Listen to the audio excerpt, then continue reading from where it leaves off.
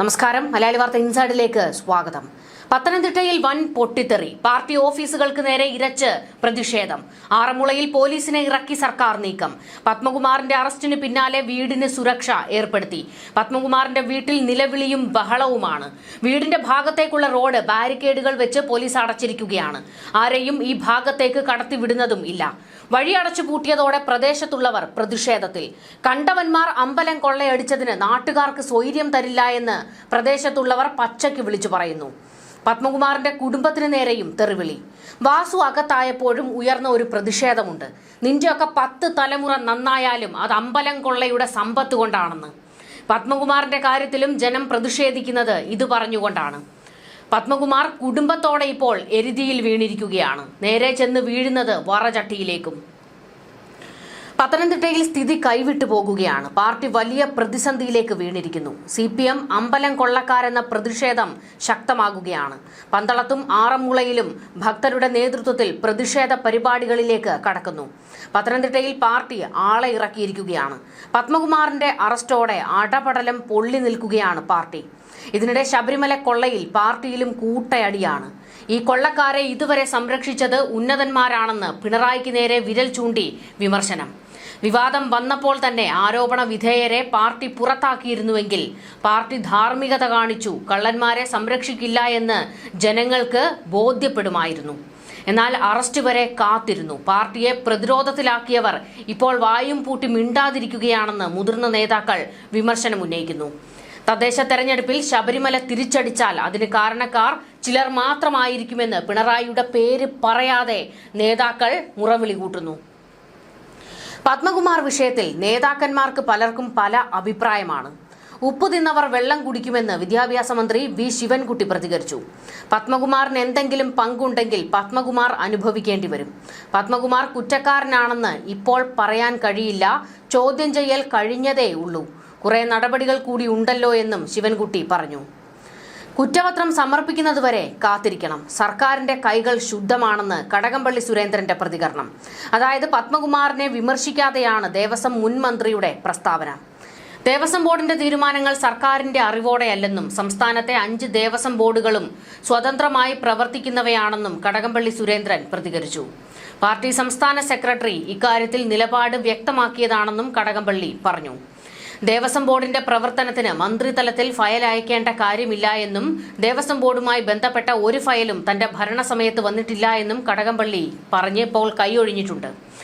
ദേവസ്വം ബോർഡിന്റെ തീരുമാനങ്ങൾ ബോർഡിന്റേത് മാത്രമാണെന്നും ഇളക്കാൻ പറയാനും പൂജാൻ പറയാനും ദേവസ്വം മന്ത്രിക്ക് അവകാശമില്ല എന്നും കടകംപള്ളി കൂട്ടിച്ചേർത്തു.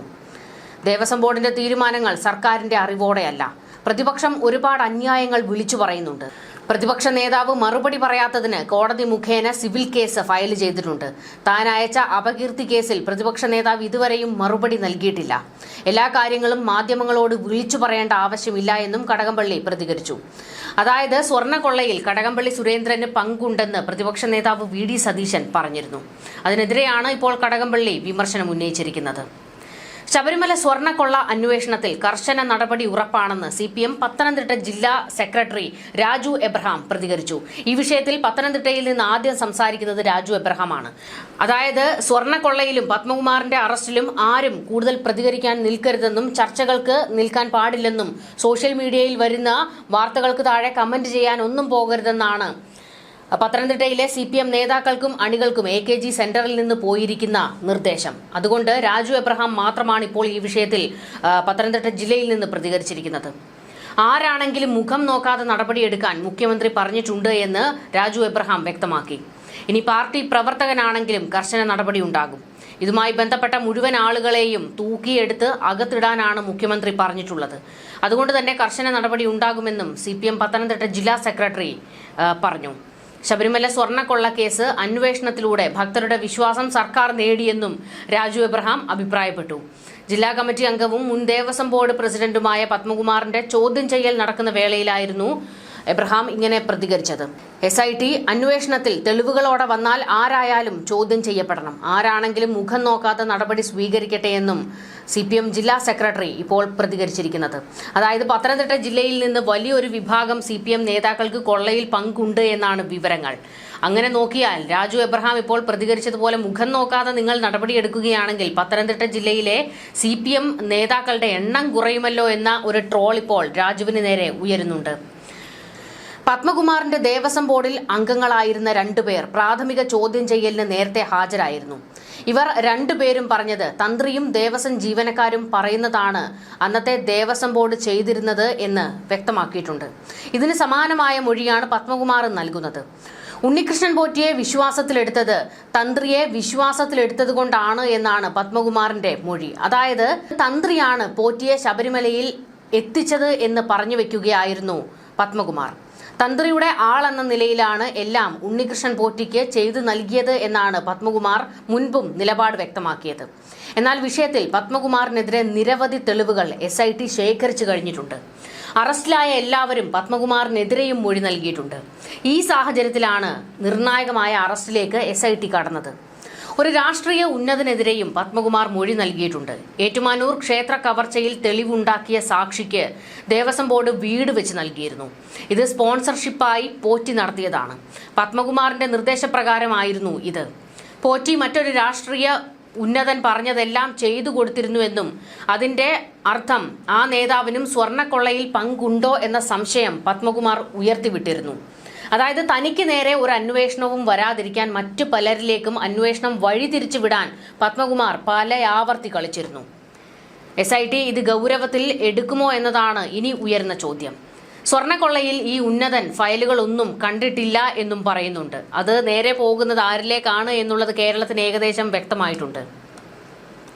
ആ വഴിക്ക് അന്വേഷണം നടക്കുമോ എന്നുള്ളത് ഒരു ചോദ്യമാണ്. രാഷ്ട്രീയ ഉന്നതന്റെ നാട്ടിലെ ക്ഷേത്രത്തിലും ഉണ്ണികൃഷ്ണൻ പോറ്റിയുടെ സ്പോൺസർഷിപ്പ് എത്തി എന്നാണ് പത്മകുമാർ പറഞ്ഞു വെച്ചത്.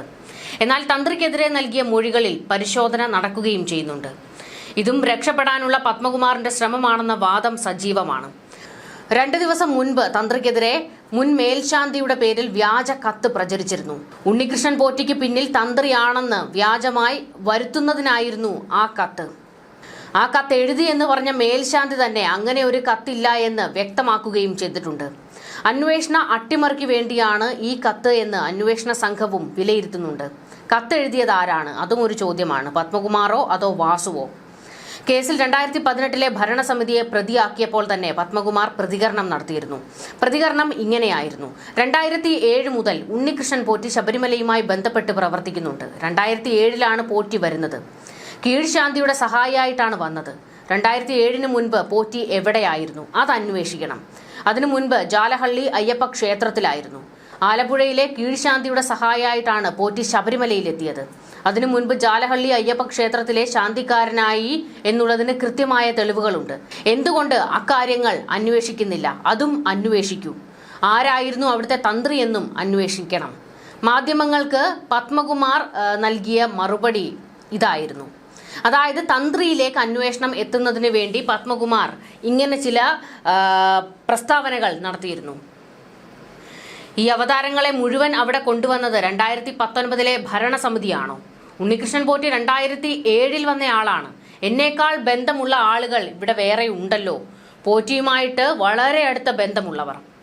എന്തായാലും സത്യം പുറത്തു വരും. ഇന്നല്ലെങ്കിൽ നാളെ എല്ലാവരും മറുപടി പറയേണ്ടി വരും. പത്മകുമാർ ഇങ്ങനെയായിരുന്നു അന്ന് മാധ്യമങ്ങളോട് പ്രതികരിച്ചത്. ഈ മൊഴി തന്നെയാണ് പത്മകുമാർ ഇന്നും ആവർത്തിച്ചത്. FIR വന്ന ആദ്യ നാളുകളിൽ പ്രതികരിച്ച പത്മകുമാർ പിന്നീട് മൗനത്തിലായി. തന്ത്രങ്ങളൊന്നും പുറത്തു പറയരുത് എന്ന നിയമോപദേശത്തിന്റെ അടിസ്ഥാനത്തിലാണ് ഈ സമീപനം പത്മകുമാർ സ്വീകരിച്ചത്. എന്നിട്ടും ഹൈക്കോടതിയുടെ കടുത്ത നിലപാടുകൾ പത്മകുമാറിന് വലിയ തിരിച്ചടി ഉണ്ടാക്കി. തന്ത്രിയിലേക്ക് അന്വേഷണം വഴിതിരിച്ചുവിട്ട് തൽക്കാലം ഒന്ന് രക്ഷപ്പെടാൻ പത്മകുമാർ കളിച്ചതും പത്മകുമാറിന് തന്നെ വിനയായി മാറിയിരിക്കുകയാണ്. എന്തായാലും അടിമുടി പ്രതിരോധത്തിലേക്ക് പത്മകുമാർ വീണിരിക്കുന്നു. അതിനേക്കാൾ വലിയ പ്രതിസന്ധിയിലേക്ക് CPM വീണിരിക്കുകയാണ്. ന്യൂസ് ഡെസ്ക് മലയാളി വാർത്ത ഇൻസൈഡ്.